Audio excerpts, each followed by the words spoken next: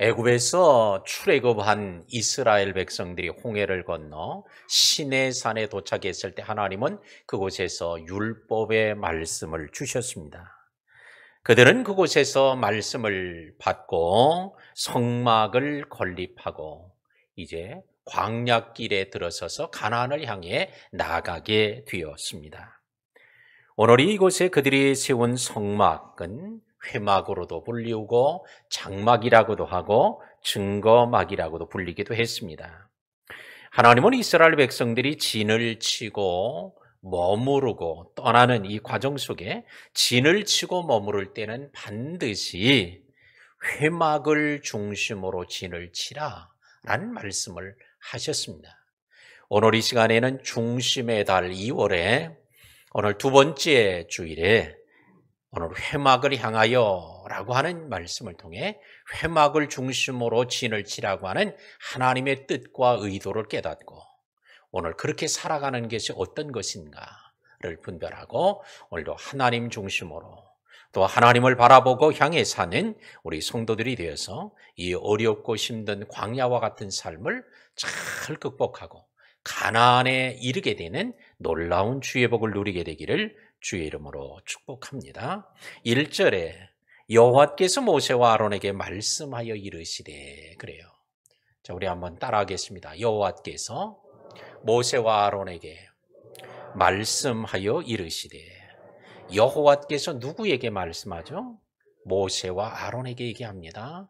근데 이 모세와 아론에게 하나님이 말씀하지만 이 말씀은 이스라엘 백성들, 오늘 시내산 아래에 있는 백성들에게 똑같이 하시는 말씀이에요. 민수기는 우리가 잘 알고 있는 것처럼 광야에서 가나안 땅까지 들어가는 여정에 대한 말씀이죠. 시내산에서 출발해서 가나안까지 가는 그 중간에 있는 과정이에요. 광야의 삶을 살아가는 엄청나게 어렵고 힘겨운 이 광야를 지나가는 말씀이 됩니다. 그러므로 오늘 저들이 하나님의 말씀을 언제 출발할 때에 광야로 들어갈 때 이 말씀을 받고 시작했다.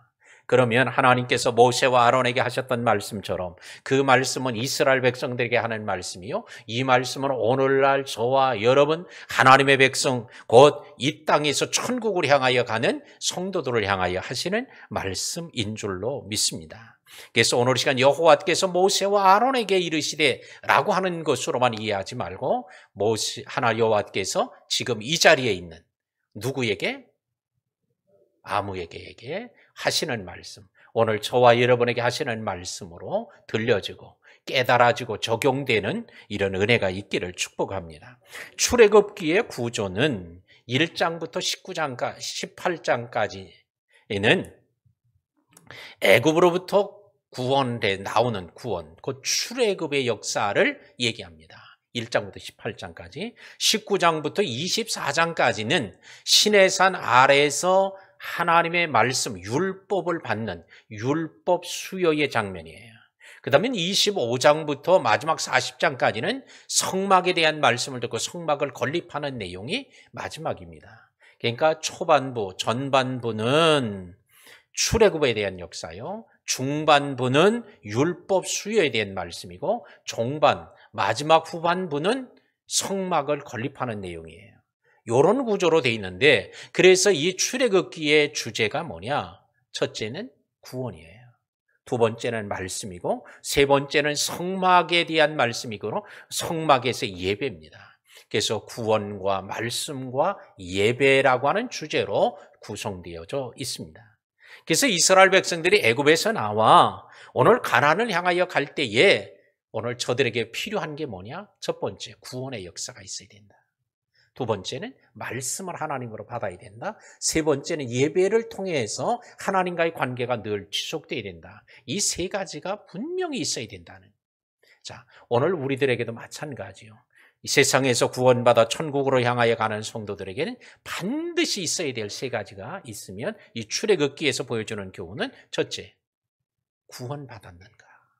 이스라엘 백성들은 애굽에서 물리적으로 출애굽을 했어요. 모세의 인도를 받고 홍해를 건넜어요. 이 완전한 출애굽이죠. 출애굽. 애굽에서 나온 거예요. 오늘 우리 성도들도 오늘 구원받았는가에 대한 게 분명해야 돼요. 그래서 오늘 이 말씀을 우리가 대할 때 나는 구원받은 사람인가? 라고 하는 물음을 스스로에게 할 필요가 있겠습니다. 스스로 자신을 향하여 나는 구원받은 사람인가? 어떤 때는 구원받은 것 같고 어떤 때는 구원 못 받은 것도 같고 이렇게 진가 민가 하는 경우도 있을지도 모릅니다. 아니면 전혀 구원이라고 하는 건 생각해 보지도 않고 사는 사람도 있을지도 몰라요. 근데 이 구원은 혈통으로도 안 되고 육정으로도 안 되고 사람의 뜻으로도 안 되고 오직 하나님께로만 나야 된다는 거예요. 근데 어떻게 하나님께로 나냐 말이에요. 주님이 우리에게 가르쳐줘요. 영접하는 자, 그 이름을 믿는 자들에게는 하나님의 자녀가 되는 권세를 주셨으니. 영접하는 자, 그럼 누구를 영접해야 될까? 바로 하나님이 보내신 예수 그리스도를 나의 주와 구주요 하나님으로 내 마음에 영접하는 거예요. 그래서 마음에 영접하고 그 예수님을 마음으로 믿고 입으로 시인하는 자들에게 하나님의 자녀가 되는 권세를 주어서 하나님을 아빠, 아버지라 부를 수 있게 만드시고 그 하나님은 그를 내 아들이요 내 딸이라고 인정하시는 하나님께로 나는 거예요. 바로 내가 그런 사람인가? 내가 진짜 예수님을 나의 주와 구주와 하나님으로 영접하고 내 입으로 고백했는가? 그거 외에는 다른 방법이 없어요. 혈통으로도 육정 사람의 뜻으로도 그 어떤 것으로도 나지 않아요. 너희가 그 은혜를 인하여 믿음으로 말미암아 구원을 얻었나니 구원을 얻은 것은 믿음으로 얻은 것인데 이는 너희에게서 난 것이 아니라 행위에서 난 것이 아니라 오직 하나님의 선물이라. 우리가 그 어떤 일을 한다 해도 구원에 이룰 수 없다는 거예요. 그러나 오직 예수 그리스도를 영접하는 자에게는 하나님의 자녀와 백성이 되는 권세를 주었으니 오늘 이 시간에 나는 구원받은 하나님의 자녀, 백성인가? 구원이라는 게 뭐예요? 죽어서 천국 가는 것만 구원이 아니라 죄인이 의인이 되어지는 게 구원이에요. 옛사람이 새사람이 되는 게 구원이에요. 이 땅에 시민권을 가졌던 사람이 천국 시민권을 갖는 게 이게 구원이에요. 영원한 영벌을 받아 지옥 갈 사람이 영생으로도 천국 가는 것, 이게 구원이에요. 마귀의 자녀였던 자가 하나님 자녀가 되는 것, 이게 구원이에요. 이런 구원을 내가 받았는가? 한번 스스로 한번 점검하고요. 그래서 이 구원은 오직 예수님을 주와 구주로 영접하는 사람에게만 이 구원의 역사가 있다. 이어는 거저주는 것이에요. 그러므로 오늘 나는 구원받았는가? 그럼 먼저 우리는 구원을 받아야 합니다. 그 다음에 구원받은 자는 신의 산에서 말씀을 들었던 것처럼 하나님의 말씀을 들어야 돼요. 모세를 통하여 그들은 하나님의 말씀을 들었습니다. 우리는 오늘 주의 종도를 통하여도 말씀을 듣지만 성경에 이미 기록된 문자로 된 성경, 하나님의 문자로 기록된 하나님의 말씀을 통하여 우리 들어요. 그래서 그 말씀을 어떻게든지 들어야 광야길을 출발하여 가나안 땅까지 갈 수 있기 때문에 그래서 우리는 천국에 이를 수 있기 때문에 그래서 말씀을 자꾸 들으라고 하는 거예요. 그래서 설교 시간에도 말씀을 듣고요. 집에서도 말씀을 듣고요. 또 읽고요. 그래서 매일 새벽마다 똑같은 본문을 가지고 오늘 교회에서는 제가 설교를 하고 또 여러분들은 가정에서 생명의 샘가를 통해서 그 말씀을 여러 번 읽고 묵상하고요. 또 영상으로 말씀을 대하고요. 그 말씀을 필사하면서 같은 말씀을 들으면서 그 속에서 하나님의 음성을 듣는 거예요. 광야를 지나갈 수 있는 길은 오직 뭐밖에 없다? 하나님의 말씀을 듣고 가는 길밖에 없다. 라고 하는 걸 기억하고 여러분들이 힘들고 어려워도 꼭 말씀을 붙잡고 가는 우리 성도들이 되시기를 바랍니다. 아유, 이제는 교회도 못 다니겠다고. 왜 그랬냐고 했더니 나는 학교 다닐 때도 숙제를 한 번도 해본 적이 없는데 교회 오니까 이 나이 먹어가지고 뭘 하라 하는 게 너무 많아가지고 아주 지긋지긋해 못 다니겠다. 혹시 이러신 분이 있으면 진짜 교회를 떠나가셔도 제가 안 붙잡을 거예요. 그렇다고 또 간다고 그러지 마세요. 왜? 나이 먹어서 공부할 수 있다고 하는 건 이것도 은혜예요. 근데 하나님의 말씀을 읽고 듣고 한다고 그걸 귀찮다고 하면 그가 과연 하나님 백성일까? 한번 생각해 볼 의문을 가질 필요도 있겠어요. 자, 우리는 오늘 광야를 지나는 과정은 반드시 뭐가 있어야 된다? 말씀이 있어야 된다는 거예요. 그거 없어도 된다고 하면 왜 하나님이 그들을 1년 동안 시내산 아래 붙잡아 놓았었겠어요?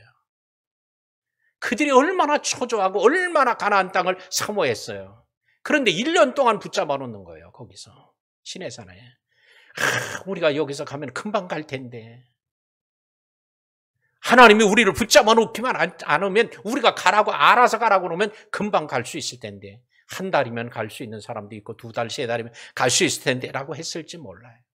근데 하나님은 이스라엘 백성들을 데리고 나와서 바로 가까운 길로 가게 하진 않고는 어디로? 시나이 반도 저 아래 시내산까지 끌고 내려가셨어요. 근데 거기까지 가니까 이제는 하나님의 인도함이 없으면 갈 수 없어요. 차를 타고 왔다면 차를 타고 씩 가면 금방 가죠. 비행기를 타고 왔다면 금방 갈 수 있어요. 근데 걸어서 왔고 그들은 가나안 땅까지 들어갈 수 있는 모든 준비가 없어요. 먹을 것도 입을 것도 아무것도 없이 그냥 갑자기 밤에 나오라고 하니까 애굽에서 나왔는데 어떻게 갈 수 있어요? 광야를 가자니 낮에는 뜨거운 태양빛에 타 죽고 밤에는 너무나 추워서 얼어 죽고 먹을 것도 없어 굶어 죽고 이리 어떻게 갈 수 있어요? 그러니 이제 하나님 가라고 할 때까지만 기다려야 되는데 1년 동안 붙잡아 놓고는 무슨 별로 하는 일도 없이. 근데 그곳에서 뭘 들어요? 지금까지 한 번도 들어보지 못했던 하나님의 말씀을 모세를 통해서 들려주셨습니다. 오늘도 우리가 천국 가는 여정, 주님이 인도하셔야 되는데 우리 마음대로 간다면 알아서 가면 돼요. 그러나 주님께서 말씀을 주셔야 광야를 갈 수 있다라고 하는 걸 기억하고 하나님의 말씀을 늘 듣고 읽고 묵상하고 쓰고 하는 모든 일에 우리의 힘을 다하면 광야를 잘 지나가게 될 줄로 믿습니다. 코로나 전국도 잘 극복하게 될 줄로 믿습니다. 코로나가 다 지나고 또 새로운 것이 와도 극복하게 될 줄로 믿습니다. 그 다음에는 뭐예요? 이제 성막을 지어라. 아니 맨몸으로 가기도 힘든데 또 그걸 만들려고 하고 그걸 또 짊어지고 가야 되니 더 힘들다고 할 수 있죠. 근데 성막을 짓고 고생을 시키려고 하는 게 아니라 그것을 통해서 하나님께 예배하는 훈련을 시키고 하나님께서 예배를 기쁘게 받으시고 그들에게 더 많은 은혜를 주시고자 함에 있은 줄로 압니다. 그런 거로 오늘 우리의 삶은 광야의 길을 갈 때 번거롭고 힘든 일이 아니라 그때 꼭 필요한 게 뭐예요? 말씀을 듣고 말씀에 따라 성전에서 성막에서 예배하는 예배가 이루어져야 광야가 우리는 복된 광야가 되어질 줄로 믿습니다. 그러므로 코로나가 오니까 예배가 안 되는 거예요. 예배가 무너져요. 예배가 무너지니까 뭐예요? 공동체가 무너져요. 공동체가 무너지니까 뭐예요? 교회가 문을 닫는 거예요. 미국에 지난 1월 25일 국민일보 보도에 보니까 미국의 한인교회 10군데 쪽에서 2교회가 문을 닫았다는 거예요. 10교회 중에서 교회가 열리면 2개, 20%가 문을 닫았어요. 한국교회도 지금 정확한 통계는 아닙니다만 많은 사람들이 얘기하기를 지금 현재 1만 교회가 예배가 사라졌다는 거예요. 그게 뭐예요? 교회가 폐쇄되고 어디로 갔는지 모르는 거예요. 왜? 미국이나 한국이나 별반 차이가 없어요. 통계를 보니까. 자, 왜? 예배가 없어지면, 예배가 사라지면 신앙도 사라진다. 우리가 오늘 어쩔 수 없이 모이지 못해서 방역수칙 때문에 한 곳에 못 모여도 어떻게든지 우리는 카타콤 같은 지하 공동묘지에 들어가서 기도를 하고 예배를 하든 가정에서 예배를 하든 어느 곳에는 예배가 사라지면 안 된다. 하나님을 향한 예배가 살아나야 되고 그 예배가 회복될 때 우리의 심령도 회복되고 은혜도 회복되고 축복도 다시 회복되게 될 줄로 믿습니다. 그래서 오늘 우리는 예배의 회복이 필요한데 사람이 모이는 것만 필요한 게 아니라 뭐가 필요해야 돼? 영과 진리로 드려지는 하나님이 기뻐하시는 예배, 바로 우리의 몸으로 드리는 산예배, 산제사가 이게 회복돼야 되는 거예요. 사람만 많이 모인다고 하나님 기뻐합니까? 하나님이 기뻐하시는 예배, 두세 사람이 내 이름으로 모인 곳이라도 주님이 그곳에 계시는 예배, 이런 예배가 회복돼야 돼요.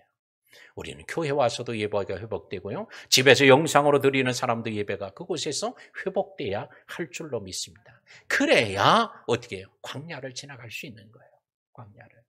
근데 우리는 교회 와도 예배에 참된 예배를 우리가 영과 진리로 드린 예배를 드리는가 자신을 한번 돌아볼 필요가 있어요. 몸은 와 있는데 마음과 생각은 딴 데 가 있으면 안 된단 말이에요. 우리는 그걸 몰라요, 누구도. 그러나 하나님은 중심을 보시는 하나님 아신단 말이에요. 설교 요지를 받아 적는 줄 알았더니 예배 마치고 시장 가서 시장 볼 거 목록이나 쓰고 앉아있고 이러면 이게 예배냐 말이에요. 근데 우리는 그냥 앉아있고 집중하는 것 같아도 찬송하는 것 같아도 기도하는 것 같아도요, 우리의 마음과 생각은 조금만 방심하면 어디로 달아나는지 달아나 버리고 말아요. 갑자기 예배 시간의 중간에 앞사람 머리 파마한 게 보여지면요, 어느 미용실인가? 미용실을 무슨 추적을 해? 미용실? 그 미용실 생각하니까 그 미용사는 어떤가? 예쁜가? 안 예쁜가? 뭐 이런 생각. 지난주 미용실 갔던 사람이 또 갑자기 생각이 나? 그 사람이 또 자식 생각이 또 나? 애가 아프다는데 그 생각이 나? 그 애 아픈 생각하다가 또 갑자기 또 청와대 생각이 나? 이게 끝도 없이 막 물고 가다가, 아이고, 이거 뭐 하는 거야? 그러고 정신 차리면 여기 와 있어 또. 그러다 조금 있다가는 또 막 찾아다니네. 그냥 꼬리에 꼬리를 물고 다니네. 근데 이게 예배 시간에만 그러는 게 아니에요. 기도 시간에도 그래요. 자기 혼자 기도해 보세요. 기도하다가 별별 상상을 다 하고 있네. 꼬리에 꼬리를 물고 하다가 여기 기도하다 내가 뭐 하는 거야? 정신 차리고 또 하려고 하면 또 그러고. 우리의 예배가 회복이, 오늘 우리 한국교회의 예배의 회복이 바로 이 코로나 때에 진짜 예배에 집중하는, 영과 진리로 예배하는 이런 예배의 회복이 우리 한국교회에 너나 할 것 없이 교파를 초월해서 우리는 이루어져야 할 줄로 믿습니다. 자, 그러면서 2절에 그러죠. 이스라엘 자손은 각각 자기 진영의 군기, 자기 조상의 가문의 기호표, 거기에 진을 치되 회막을 향하여 사방으로 치라 그랬어요. 민수기 1장에서는 증거막 사막에 진을 치라 그랬고, 2장의 오늘 본문에서는 진을 치되 회막을 향하여 쳐라. 처음에는 회막의 사방에 진을 쳐라. 1장에서, 민수기 1장에서. 2장에 들어오니까 거기에 어떻게 진을 쳐요? 회막을 향해서 쳐라 그래요. 자, 한번 이렇게 문자로만 기록되어 있으니까 잘 이해가 안 되니까 한번 도표를 한번 보여드리겠습니다. 자, 오늘 이 도표는 가장 중앙에 성막이 있어요. 지성소와 성소의 뜰이 있는 바로 이 성막이 있고요. 성막의 문의 입구는 동쪽으로 나 있습니다. 동쪽에 난 입구에 누가? 모세와 아론이 바로 그곳에 진을 쳐요. 거기서 머물어요. 그 다음에는 사방의 나머지 3면에는 레위의 세 아들인 게르손, 무라리, 고핫 자손이 거기에 진을 치고요. 그 다음에는 그 외에 동서남북으로 또 진을 치게 되는데, 바로 동쪽의 세 지파, 서쪽의 셋, 남쪽의 셋, 북쪽의 세 지파, 이렇게 지파별로 세 지파씩 진을 칩니다. 그런데 이렇게 진을 사방에 치라고 해서 이렇게 치는 거예요, 그들이. 어느 곳에 가든지 머물 때는 꼭 이렇게 합니다. 가장 먼저 중앙에 성막을 세우고, 그 다음엔 레위 지파가 그 위에 가까이 서고, 그 다음엔 12지파가 밖에 서게 됩니다. 그런데 이 순서가 딱 정해져 있어요. 내가 하고 싶은 데 가서 먼저 갔으니까 먼저 진을 천막을 치는 거 아니에요. 자기가 쳐야 될 곳이 있어요. 그래서 오늘 성경에 그러죠. 자기 진영의 군기가 있는데, 조상들의 기호가 있는데 거기 가서 하라는 거예요. 딱 위치가 있는 거예요. 그래서 오늘 이들이 또 출발을 할 때도, 진행을 할 때도 그냥 아무나 먼저 빠르고 또 씩씩한 사람 먼저 앞으로 막 가고 힘없는 사람 뒤처지는 거 아니에요. 순서를 따라가는데 처음에 법궤가 앞에 가요. 그 다음에는 동쪽에 있는 지파가 가고요. 두 번째 남쪽에, 그 다음에 서쪽에, 북쪽에 딱 순서대로 쫙 일려가는 거예요. 오늘 머물러 있을 때도 그들은 뭐를? 회막을 향하여 진을 치기 때문에 자기네들의 장막의 문을 탁 열면 뭐가 보여? 성막이 보이는 거예요. 다 그쪽을 향해서 치는 거예요. 그래서 그들은 항상 어디를 향해? 성막을 향하는 거예요. 진행할 때도 가장 앞에 누가 있어요? 법궤가 있으니까 그들은 가면 앞을 보고 가니까 앞에 그들은 성막을 보고 가는 거예요. 하나님을 보고 가는 거예요. 그래서 오늘 저들은 하나님 중심이, 그래서 오늘 중앙에 성막을 두고 사방에 진을 치라고 하는 것은 곧 뭐예요? 그들의 삶의 중심이 하나님이 되어야 된다. 이거를 광야에서부터 훈련을 시켜가지고 가려는 거예요. 오늘 여러분은 혹시 여러분의 삶의 중심이 하나님이십니까? 하나님이 아니고 딴 게 중심이 되면 하나님은 광야에서 자꾸 훈련을 한다니까? 더 광야를 더 많이 지나야 돼요. 하나님 중심이 되도록 만드셔야 되니까. 그 이후에 젖과 꿀이 흐르는 가나안 땅을 하나님이 주시게 됩니다.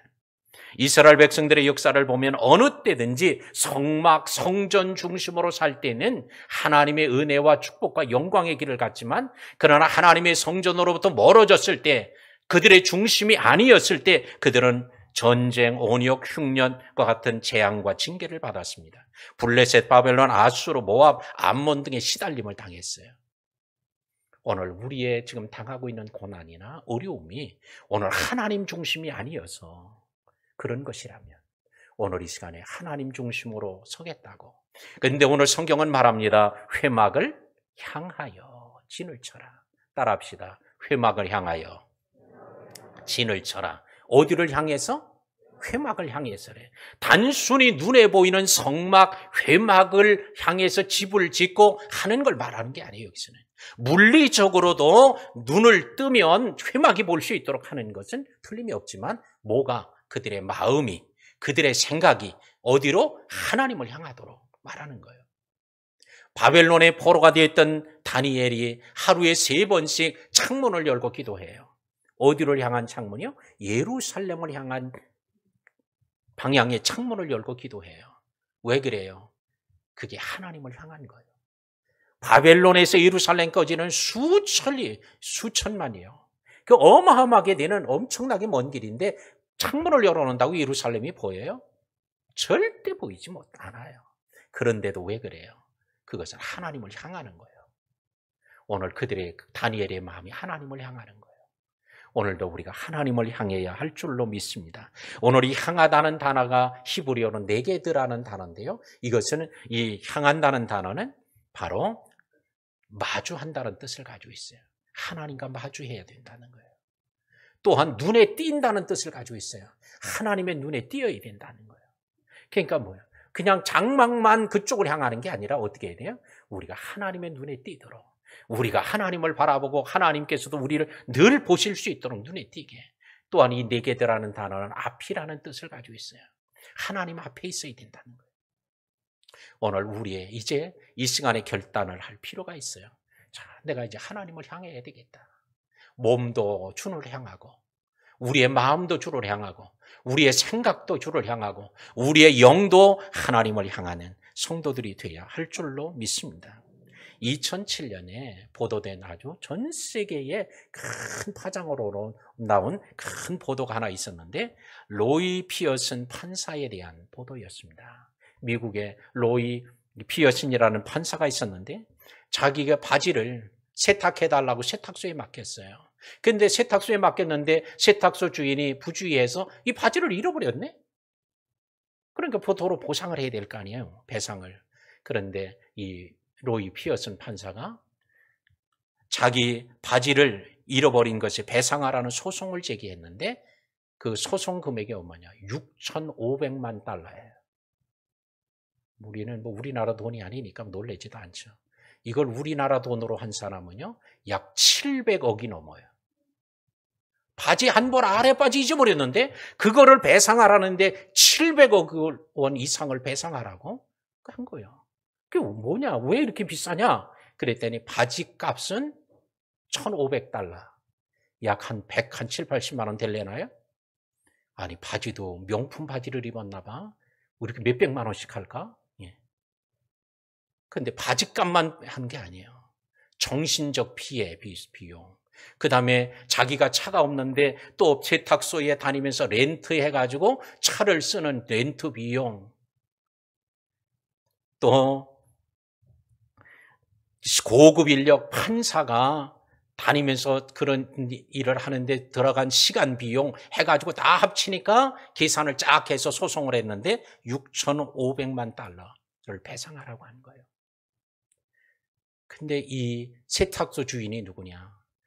미국에 가서 자식 한번 잘 키워보려고 미국으로 이민 간 우리 재미교포요. 한국 사람이요. 그러니 이제 6,500만 달러를 배상하려면 이젠 기둥 뿌리는커녕 이제 다 파산하게 된 거예요. 700억 이상을 어떻게 배상하겠어요? 근데 이게 난리가 나는 거예요. 한국은 이런 못된 놈이 있나 사기꾼이다 이건 별별 욕을 다 하고 한국에도 난리가 났는데 미국에도 난리가 난 거예요. 전역으로 막 비난이 들끓었어요. 그러면서 이런 판사가 이게 있어야 되겠냐? 정신감정을 정신과에 가서 받아야 된다 이런 얘기부터 시작해서 해임해서 그걸 쫓아내야 된다고 막 난리가 나는 거예요. 그게 엄청나게 전 세계로 난리가 났는데 그게 결국은 해임이 됐어요. 그랬더니 해임 무효 소송을 또 냈어. 왜 내가 바지 값 내놓으라고 소송한 게 뭐가 잘못됐냐? 이래가지고 또 소송을 또 했어. 근데 그것도 패해서 결국은 해임되고 말았어요. 그냥 바지 하나 그냥 없는 셈 쳐두면 괜찮았을지도 모르고 바지 하나 새로 사준다 그러면 그냥 했으면 그냥 직장도 안 떨어졌을지도 모르는데 근데 이 사람은 자기가 볼 때는 하나도 장 틀림없다는 거야. 논리적으로 합리적으로 계산을 다 한 거예요. 내 하루 품삯이 얼마고 렌트비가 얼마고 정신적 피해가 얼마고 바지값이 다 계산해 보니까 6,500만 달러를 받아야 마땅한 거예요. 자, 이런 것을 우리는 뭐라고 그러냐? 로이 피어슨식 사고라고 그럽니다. 자기중심적 사고. 딴 사람은 절대 아닌데 자기만 그렇다고 옳다고 하는 거예요. 자, 근데 이게 우리 신앙생활 하는데도 있다는 거예요. 자기가 옳다고 생각하면 하나님의 말씀이 아무것도 눈에 뵈는 게 없어요. 하나님의 말씀도 완전히 무시해버리고 자기 임의대로 사는 거예요.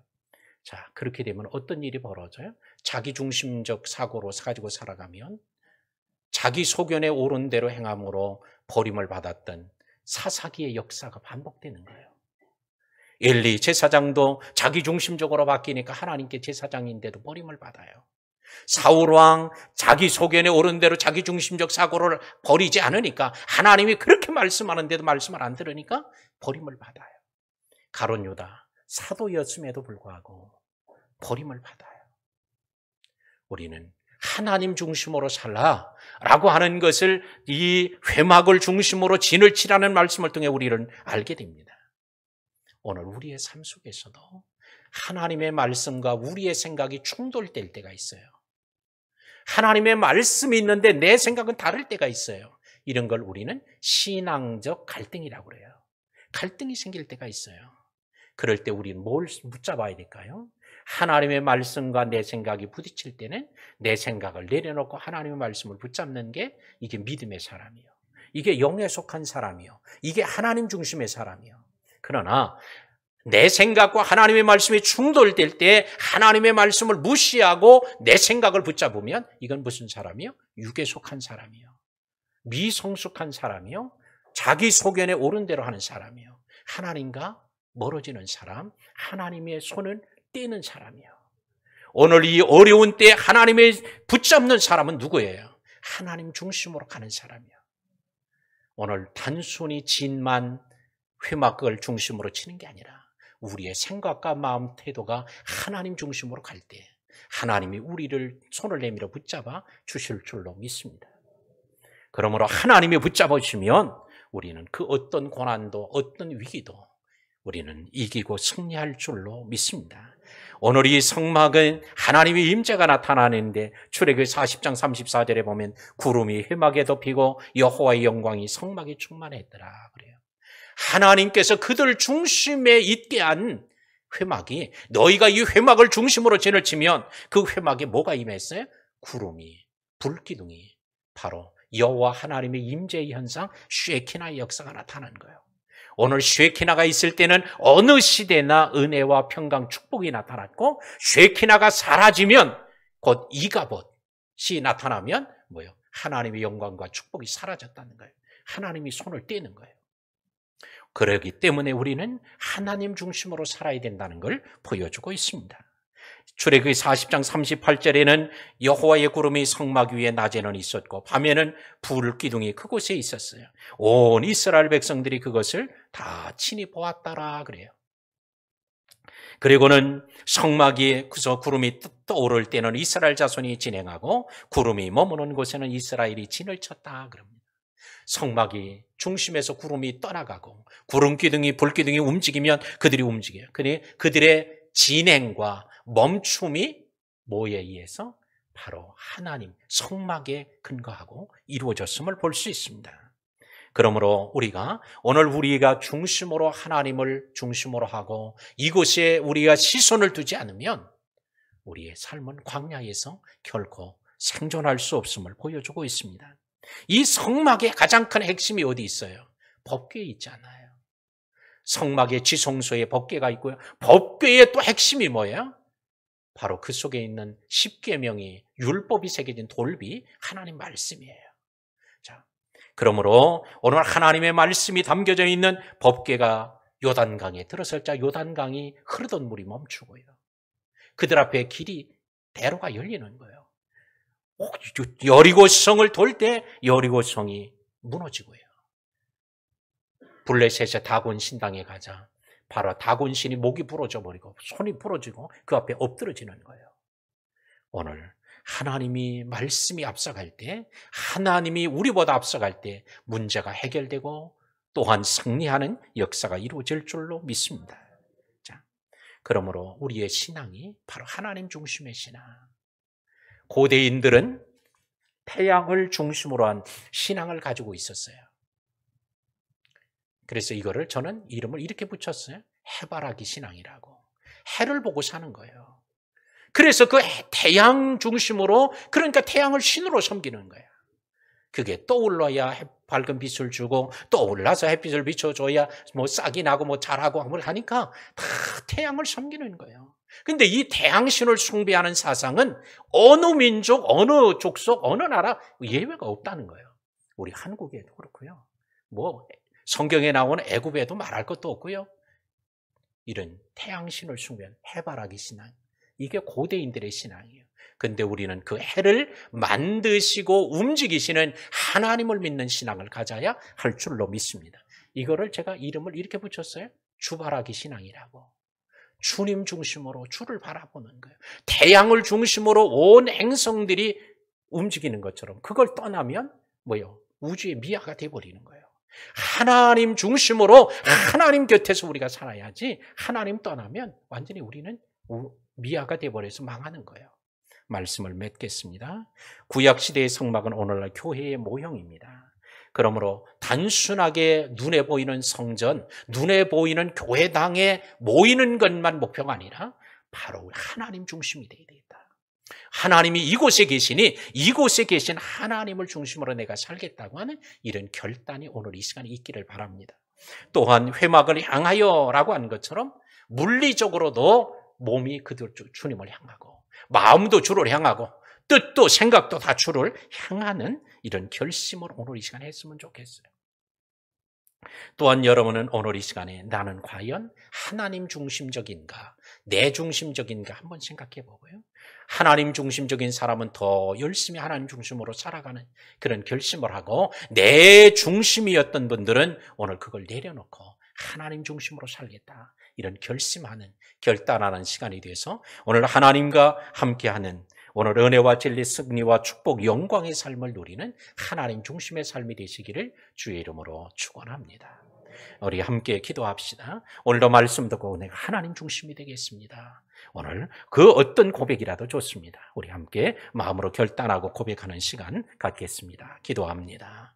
할렐루야. 하나님께서 오늘 이스라엘 백성들이 삶의 중심이 되기를 원하셨고 그들을 중심적으로 이끌어 가시기를 원하시는 하나님이, 저들이 비록 애굽에서 나와 광야에 있으실지라도 젖기 꿀이 흐르는 땅으로 들어가는 길, 광야를 무사히 통과하는 길은 바로 하나님이 그들의 삶의 중심이요 그들의 하나님을 바라봄에 있었음을 우리에게 가르쳐 주셨습니다. 오늘 우리의 삶이 오늘 광야와 같은 힘든 시기를 지날지라도 오늘 과연 하나님 중심의 삶으로 우리가 신앙생활하고 있는지 보게 하시고 결심하는 시간 되게 하여 주옵소서. 오늘도 우리 모든 성도들 꿈을 이루는 교회가 오늘 하나님 중심으로 가는 귀한 교회와 성도들이 되게 하시고, 더 나아가서 이 나라 이 민족 한국 교회가 바로 하나님 중심이 되는 그런 교회 되게 하여 주옵소서. 예수님의 이름으로 기도하옵나이다. 아멘.